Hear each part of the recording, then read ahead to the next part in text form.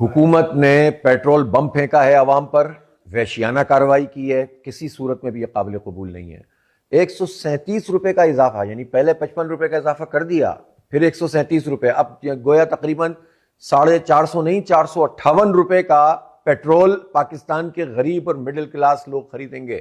اسی طرح 520 روپے کا ڈیزل خریدیں گے۔ یہ 184 روپے کا اضافہ کیا ہے۔ اپنی عیاشیاں ختم نہیں کرنا چاہتے یہ ملکہ رانیاں 11 ارب روپے کے جہاز میں گھومیں گی اور پاکستان کے غریبوں کے اوپر پیٹرول کا بم پھینکیں گے۔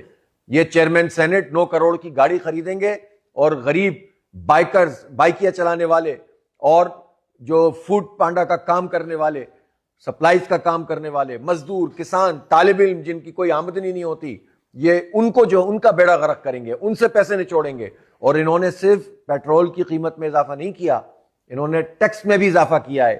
ہونا تو یہ چاہیے تھا کہ ان حالات میں لیوی ختم کی جاتی اور آئی ایم ایف سے کہتے کہ ہم یہ پیسے نہیں دے سکتے۔ میں پوچھنا چاہتا ہوں کہ شہباز شریف صاحب، آپ نے کون سی آئی پی پیز کا پیسہ روکا ہے اس وقت؟ ہزاروں ارب روپے اب کیپیسٹی پیمنٹ کے نام پر جو بجلی بنتی نہیں ہے، ہماری جیبوں سے لے کر، ہماری جیبوں پہ ڈاکہ مار کر آپ اس مافیا کو دے رہے ہیں، آپ ان کی پیسوں کو ڈیفر نہیں کر رہے۔ یہ جو ری گیسیفیکیشن کے پلانٹ لگے ہوئے ہیں پورٹس کے اوپر، جن پر ہم اربوں ڈالر خرچ کر چکے ہیں اب تک، اور ان کو بغیر، اب اس وقت تو گیس آ نہیں رہی ہے، ایل این جی آ نہیں رہی ہے، لیکن روزانہ کی بنیاد پر ان کو پیمنٹ کی جا رہی ہے۔ آپ یہ پیمنٹ نہیں روک سکتے، لیکن پاکستان کے غریب لوگوں کے اوپر بم گرا سکتے ہیں۔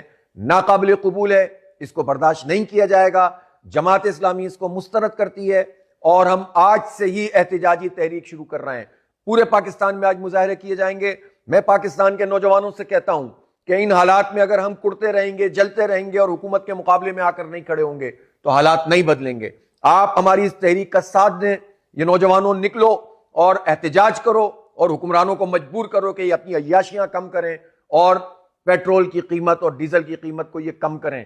یہ 1300 سی سی میں آنے کے لیے تیار نہیں ہے، انہیں بڑی بڑی گاڑیاں چاہیے، لیکن عوام کے اوپر یہ بم پھینکیں گے، یہ قبول نہیں کرتے۔ ہم اسے مسترد کرتے ہیں اور اس کے علاوہ اور کوئی دوسرا راستہ نہیں ہے کہ ہم ان کے خلاف احتجاج کریں، جد و جہد کریں اور انہیں پیچھے ہٹنے پر مجبور کریں۔